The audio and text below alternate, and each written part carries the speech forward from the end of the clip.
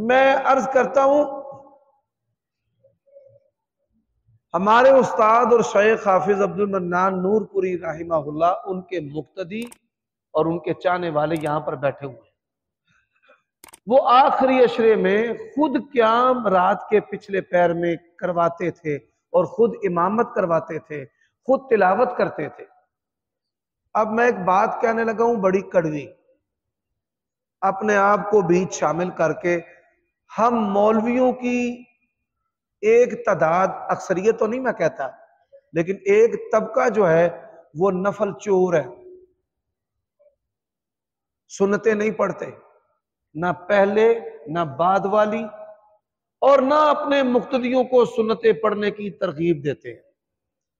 बल्कि अगर कोई पढ़ने लगे ना तो कहते हो केड़ी क्यामत आ चली होए, एडा तू जरैज वली रहिंदा नहीं, बह जा। आप ये सुनकर हैरान होंगे, नबी अलैहिस्सलाम की जमात सहाबा किराम नवाफिल की इतनी हरीस थी, एक सहाबी भी तरावी नहीं छोड़ता था। अल्लाह के नबी अपने घर में ठहर गए, मस्जिद भरी हुई है, या रसूलुल्लाह आओ आप हमें नमाज पढ़ाएं। फरमाया खशीतु अन युक्तब अलैकुम, मुझे डर है कि तुम्हारी रगबत की वजह से तुम्हारे ऊपर नमाज जो है ये फर्ज ना कर दी जाए। तो ऐसे उलमा को नसीहत करनी चाहिए, अल्लाह का डर उनको याद दिलाना चाहिए। झगड़े करने के लिए सुन्नतों की बड़ी जय जयकार करते हैं, लेकिन अपने नफ्स के खिलाफ जो सुन्नत लगती है ना, सही बात आपने कहा है, यानी रफ़े दैन तो बयान करेंगे वही देवबंदियों बरेलियों को लगती है, और जो अपने नफ्स को लगती है। अच्छा, एक और भी चीज है, नबी अलैहिस्सलाम ने फरमाया जब इमामत करवाए तो नमाज हल्की पढ़ाए, और जब अपने लिए पढ़े तो लंबी पढ़े।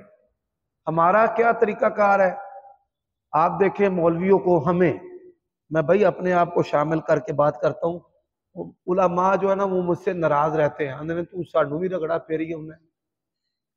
भाई आप अगर अमल करेंगे लोग आपकी इज्जत करेंगे, अगर हम अमल नहीं करेंगे तो लोग हमारी इज्जत भी नहीं करेंगे। ये उसूल मेरे लिए भी है, मैं कोई पीर तो नहीं कि मेरे लिए ये उसूल नहीं है। अच्छा, अब करते क्या है, लोगों को पढ़ाएंगे बड़ी बड़ी लंबी लंबी नमाजें, और जब अपने पढ़ने की बारी आएगी 2 मिनटों में सुनते ऐसे। अल्लाह के नबी ने फरमाया अपने लिए पढ़ो तो क्या पढ़ो, लंबी, लोगों को पढ़ाओ तो क्या पढ़ाओ, छोटी। अब हमारे जो इमाम है, गुलकार इमाम, फनकार इमाम, वो गुलकार जो है वो लोगों को पढ़ाते हैं बड़ी बड़ी लंबी जी, क्या बात है जी, ओए होए। सुदैस साहब, शुरैम साहब पाकिस्तान आ गए, मुअक्किली साहब आ गए हैं, और जब अपने पढ़ने की बारी आती है, अल्लाह ताला समझने की तौफीक दे। मैं आपकी दर्द उसकी तर्जमानी भी करता हूँ और तायद भी करता हूँ। शेखुल हदीस मौलाना मोहम्मद अब्दुल्ला रहमतुल्लाह अलैह बड़े मुदब्बिर आदमी थे। देखिए जो सुन्नत है वो फी नफ्स से ही इख्तियार करना जो है वो मोमिन आदमी के लिए जरूरी है। और जो फजर की सुन्नतें हैं नबी अलैहिस्सलातु वस्सलाम ने कभी नहीं छोड़ी। सैयदा आयशा फरमाती है ना सफर में छोड़ी हैं ना मदीने रहते हुए छोड़ी। तो ये सुन्नतों को छोड़ने वाला जो अमल है इसकी नहूसतें हमारी जिंदगी में बड़ी हैं। अल्लाह ताला महफूज फरमाए, अल्लाह ताला हम सबको इस्लाह की तौफीक दे। जी, वितर की दुआ रमजान में रुकू के बाद है, सहाबा किराम का ये अमल है। रमजान के अलावा अगर आप पढ़ते हैं तो रुकू से पहले पढ़े, दोनों तरह जायज है, लेकिन बा जमात वितर जो है वो रुकू के बाद है। कर सकते हैं, बिल्कुल कर सकते हैं। सहाबा किराम का ये अमल है कि आप सल्लल्लाहु अलैहि वसल्लम की जो सिखाई हुई दुआ है उसके अलावा वो बड़ी लंबी दुआएं करते थे। उनका लंबी दुआएं करना इस बात की दलील है कि रसूलुल्लाह और भी दुआएं पढ़ते थे। जी, जमात में जायज है। जो प्रोफेसर साहब कहते हैं कि लंबी दुआएं करने की दलील नहीं है, उन प्रोफेसर साहब से अर्ज है, इब्ने हिब्बान की हदीस है 1100 पूरी, उसके अंदर जाकर आप पढ़ सकते हैं। सहाबा किराम वितर की नमाज में बड़ी बड़ी लंबी दुआएं करते थे। वो उनको जाकर ये बताएं सहाबा किराम का जो इबादत में अमल है ना, वो नबी इस्लाम का अमल होता है।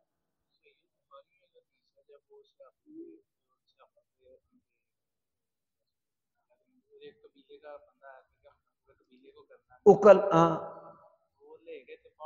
70 कारियों को जब शहीद किया गया था, मुस्लिम शरीफ में भी हदीस आती है, हाथ उठाकर रुकू के बाद नबी इस्लाम ने बददुआएं की। फर्ज नमाजों में, हाँ फजर के अलावा भी जी। नवाफिल में इंसान खुद नफल पढ़ रहा है तो वो पढ़ सकता है, आवाज अच्छी है तो भी पढ़ सकता है, इमामत करवाना वाला है हाफिज नहीं है तो भी पढ़ सकता है। एक बंदे की ड्यूटी है इमामत की, लेकिन वो हाफिज नहीं है, तरावियां पढ़ानी है तो कुरान से देखकर पढ़ सकता है।